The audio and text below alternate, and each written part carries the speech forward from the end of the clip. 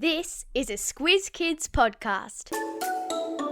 Your fresh take on what's happening in the world around you.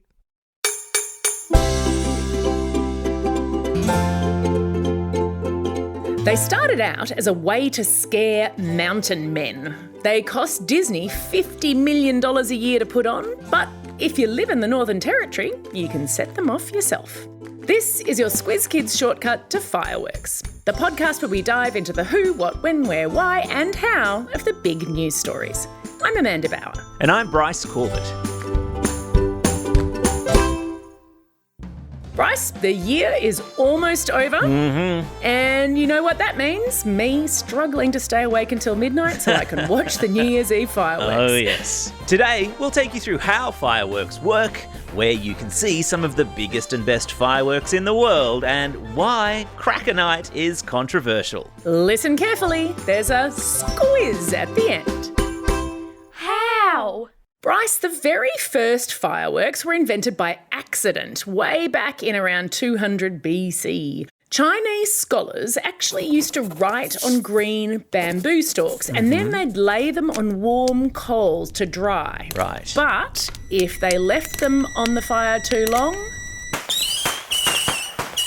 they exploded. Wow. And the first firecrackers were born. Oh, wow. Now, you've got to remember that this was a long time before guns came along. So that bang was really scary. And according to Scientific American, the scholars noticed that the noises scared away some threatening men who lived in the mountains. And over time, the Chinese also believed that the firecrackers scared away bad spirits. Bamboo, eh? Who knew? I always thought that fireworks involved gunpowder, though. Well, they definitely do, but that didn't start until sometime in the 7th century when some Chinese chemists, or alchemists as they were called back then, were trying to create a potion for immortality. Cool. Meaning that if you swallowed the elixir they made, you'd live forever. Awesome. The first ingredient they used was something called saltpeter or potassium nitrate, which nowadays we use mostly as a plant fertiliser.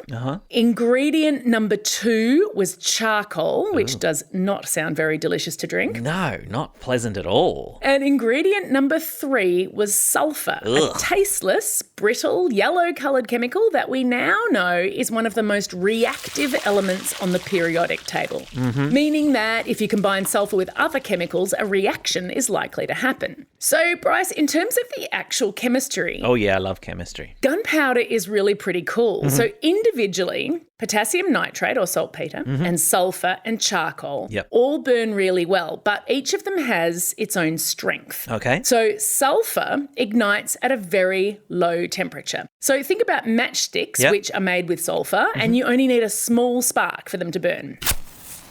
Charcoal provides a massive amount of fuel. So if you think about how long a coal barbecue will stay hot for, it'll burn for a long time.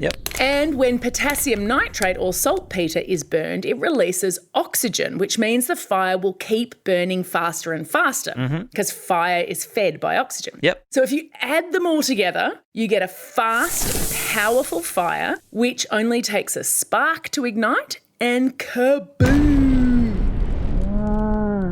Wow. So the fire is so fast that the gunpowder doesn't just burn, it explodes. And so I'm guessing with that concoction, the Chinese chemists never did discover the secret to eternal life? No, but they did invent history's first chemical explosive. Okay. They called it huoyao, which means fire drug, and they started stuffing it into those bamboo tubes they were using for firecrackers to make a kind of sparkler. So gunpowder was used for fireworks first and guns second. Yep, that's exactly right. Wow. It didn't take long for the Chinese military to realise the potential of stuff that goes bang. They started out by attaching those bamboo sparklers to arrows and raining them down on their enemies. Ouch. Whoa. But today we're just going to focus on the fun use of gunpowder in fireworks. Yep. It was the Italians who took them to the next level. They introduced colours and ways of launching the firecrackers into the air. Oh, yeah. How do you get different colours? Well, once again, it's all about chemistry. Yeah. Basically, you add other elements to the gunpowder to create different effects. Okay. So I'll put a list in your episode notes, but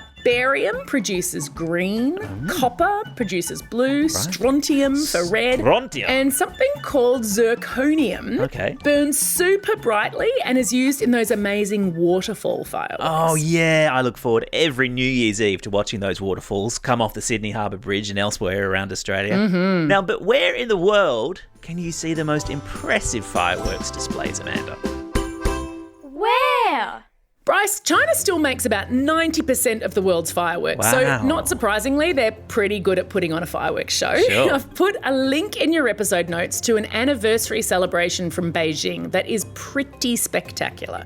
Since 1922, Australia has actually had its own firework manufacturers. They were started by an engineer at a steelworks in Newcastle. He loved the sparks and the colours of metalwork, and he decided to follow his passion for fireworks. Right. At the beginning, he just imported them from England, but they often arrived off the boat a bit soggy and ruined. So he started making his own. Yeah. And when the Harbour Bridge opened in Sydney, his fireworks were used for the celebrations. Ah, of course. Sydney's New Year's Eve fireworks are some of the best known in the world. Is New Year's Eve the most common time for fireworks, Amanda? Yep, it sure is. So the Guinness Book of Records title for the biggest ever fireworks display was set on New Year's Eve 2016 in the Philippines, when the Iglesia Ni Cristo, or the Church of Christ, put on a display that lasted for, wait for it, 1 hour, 1 minute and 32.35 seconds. Oh my goodness. I'm guessing there must be some pretty amazing video of that. Well, sadly, no, it's not so hot. It actually poured with rain the whole way through that display. You know what does have amazing videos, though? Are the New Year's Eve celebrations in Ras Al Khaimah. Now, that's one of the emirates that makes up the United Arab Emirates.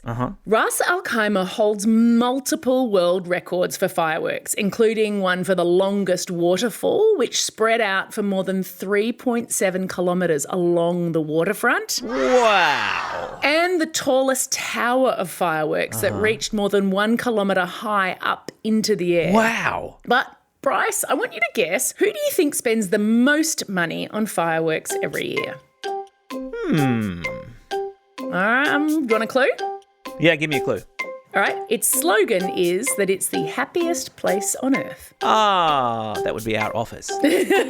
No, Disneyland, of course. Now, don't they have fireworks every single night at every single park around the world? Now you've made me wanting fireworks at our office. Now, apparently, Disney forks out more than 50 million American dollars a year for fireworks. Quite a bit more than the stories that my parents told me about saving up their pocket money for Cracker Night. Right, of course, Cracker Night. They still have it, of course, in the Northern Territory and in Tassie, but every other state in Australia has banned people from buying and setting off their own fireworks. So why, Amanda, is Cracker Night so controversial?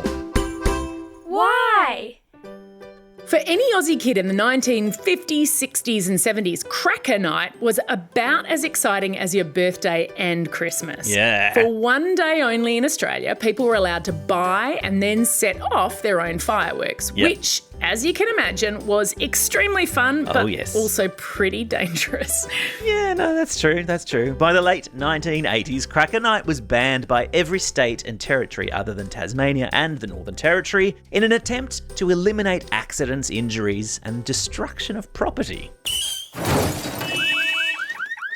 But every July 1st, which is Territory Day in the Northern Territory, people are allowed to buy fireworks with names like Bad Neighbour and Nuclear Havoc between 9 a.m. and 9 p.m. And they're only allowed to fire them off between 6 and 11 p.m. All right, and I have to ask, do people get hurt? Yeah, well, a few years ago, Cracker Night led to 27 injuries, 770 triple O calls, Oh, man. and 679 grass fires. fires. What? Yep. And in Tasmania, of course, where Cracker Night is held in May, the government has asked people this year to join forces to have a neighbourhood fireworks instead of lots of little individual ones to minimise the effect on animals and wildlife. Oh, yeah. I mean, I love fireworks, but my dog hates them. Oh, yeah. Louis cringes and hides under the nearest bed.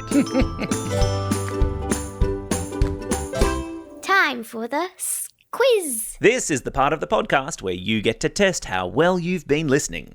Question number 1. Which country makes 90% of the world's fireworks? Yeah, that's right. It's China. Question number 2. Name one of the ingredients of gunpowder. And bonus points if you get all 3. Pat yourselves on the back if you got charcoal, sulphur, and potassium nitrate or saltpeter. Question number 3. What's the name of the day in the Northern Territory and Tasmania when people are allowed to set off their own fireworks? Yeah, that's right. It's Cracker Night. That's all we have time for today. Thanks for joining us as we explored the who, what, how, where, when, and why of fireworks. Now get out there and have a most excellent Happy New Year. And to you too, Amanda. Happy New Year, Squiz Kids and Bryce. Over and out. These episodes are edited and engineered by Carter Quinn. We are guessing that you're feeling a whole lot more knowledgeable after diving into that Squiz Kids shortcut. Don't forget, every Monday all through the holidays, we'll dive into the who, what, when, where, why, and how of another big topic. Then on Wednesdays, the Squiz Kids Superfast Supersonic Jetliner will take off to explore a new country every week along with its culture. And on Saturdays, Bryce will be challenging you and your grown-ups to a kids versus adults quiz on a different topic every week. And all of this amazing content is absolutely free.